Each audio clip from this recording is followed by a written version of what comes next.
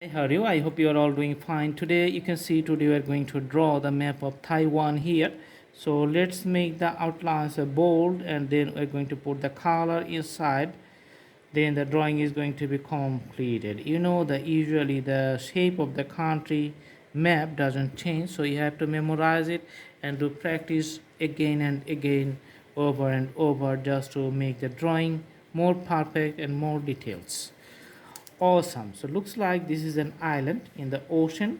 So after putting all the colors, the highlighted area is clearly visible. Awesome.